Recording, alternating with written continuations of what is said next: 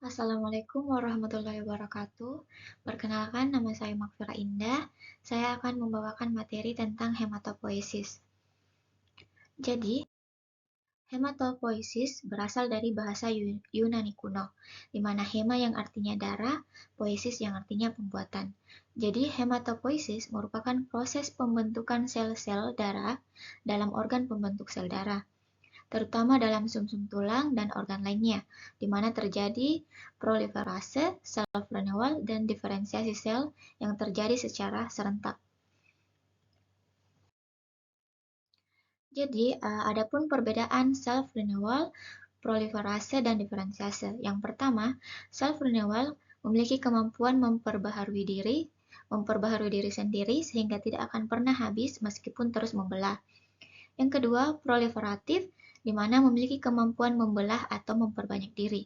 Yang terakhir, diferensiatif, memiliki kemampuan untuk mematangkan diri menjadi sel dengan fungsi-fungsi tertentu. Jadi, hematopoiesis terbagi menjadi dua menurut waktu terjadinya. Yang pertama, hematopoiesis prenatal yang terjadi pada saat masih dalam kandungan. Yang kedua, hematopoiesis postnatal terjadi setelah lahir. Jadi, hematopoiesis prenatal terbagi menjadi 3 fase. Yang pertama, fase mesoblastik, fase medularis, dan fase hepatik. Jadi, fase mesoblastik atau primitif terjadi pada masa prenatal, yaitu pada saat embrio berumur 2-10 minggu. Prosesnya terjadi di dalam yolk atau kantung kuning telur yang berada dekat dengan jaringan mesenkim batang tubuh. Jadi, sel darah dibuat dari jaringan mesenkim 2-3 minggu setelah fertilisasi. Mesenkim ini menyusutkan cabang-cabangnya lalu berkembang menjadi eritroplas primitif yang mengumpul membentuk agregat yang disebut puluh darah. Selanjutnya berproliferasi membentuk hemoglobin dan eritrosit polikromatofilik. Lalu terbentuklah eritrosit primitif yaitu eritrosit yang memiliki inti sel. Yang kedua, fase hepatik atau definitif. Fase ini terjadi pula pada masa prenatal ketika janin berusia 6 minggu. Sel induk hematopoiesis yang berasal dari mesodrom mempunyai respon terhadap faktor pertumbuhan antara lain eritropoietin dan faktor stem cell. Faktor hepatik berawal dari stem cell pluripotin yang berpindah dari yolk ke hati.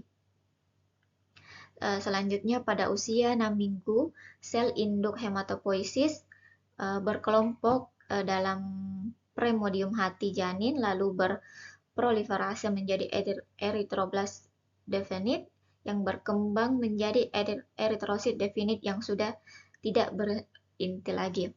Pada minggu ke-8 ditemukan juga leukosit granular dan megakaryosit pada hati dan blood island mengalami regresi. Lalu pada usia 12 minggu, proses hematopoiesis terjadi pula pada limfa. Selanjutnya, fase terakhir yaitu fase medularis, di mana fase ini dimulai pada saat rangka janin sudah terbentuk, yaitu sekitar minggu ke-20. Rangka yang terbentuk pada janin masih berbentuk tulang rawan hialin. Setelahnya terbentuknya pusat penulangan. Dimulailah proses produksi sel darah dalam sumsum tulang. Lalu, sel darah dan mesenkim menerobos masuk ke dalam rongga tulang rawan tersebut. Kemudian berdiferensiasi menjadi osteoblast dan sel retikulum yang membentuk stroma sumsum tulang. Karena hal tersebut, terjadi pula penurunan produksi sel darah pada hati dan limfa. Hematopoiesis prenatal memiliki perubahan tempat hematopoiesis dari yolk ke hati dan kemudian sumsum tulang mempunyai hubungan dengan regulasi perkembangan oleh lingkungan mikro. Produksi sitokin dan komponen merangsang adesi dari matriks ekstraseluler dan ekspresi pada reseptor. Selama masa gestasi 2 minggu pertama, eritroblast dalam yolk membentuk rantai globin epsilon dan zeta yang akan membentuk hemoglobin gower 1, zeta 2, epsilon 2. Selanjutnya mulai sintesis rantai alfa mengganti rantai zeta, rantai gamma mengganti rantai epsilon di yolk yang akan membentuk Hb Portland, zeta 2, gamma 2, dan gower 2, alfa 2, epsilon 2. Hemoglobin yang terutama ditemukan pada masa gestasi 4-8 minggu atau embrional adalah Hb goer 1 dan goer 2, yaitu kira-kira 75% dan merupakan hemoglobin yang disintesis di Yolsek, tetapi akan menghilang pada masa gestasi 3 bulan. Hemoglobin fetal. Jadi, migrasi pluripotent sel stem dari Yolsek ke hati diikuti dengan sintesis hemoglobin fetal dan awal dari sintesis rantai beta.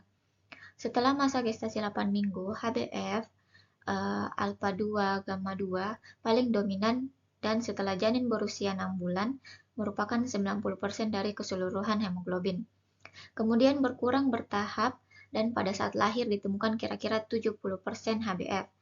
Sintesis HbF menurun secara cepat setelah bayi lahir dan setelah usia 6-12 bulan, hanya sedikit ditemukan. Selanjutnya yang terakhir, hemoglobin dewasa. Pada masa embrio telah dapat dideteksi Hba, alpha 2, beta 2, karena telah terjadi perubahan sintesis rantai gamma menjadi beta. Selanjutnya globin beta meningkat pada masa gestasi 6 bulan, ditemukan 5-10% pada Hba. Pada waktu lahir mencapai 30% dan pada usia 6-12 bulan sudah memperlihatkan gambaran hemoglobin dewasa.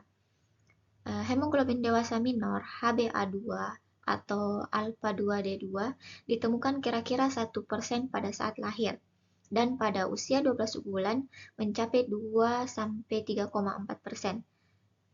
Dengan rasio normal antara Hba dan Hba2 adalah 30:1. Perubahan hemoglobin janin ke dewasa merupakan proses biologi berupa diferensiasi sel induk eritrol, sel stem pluripotent, gen dan reseptor yang mempengaruhi eritroid dan dikontrol oleh faktor hormonal. Sekian presentasi dari saya, kurangnya mohon dimaafkan. Wassalamualaikum warahmatullahi wabarakatuh.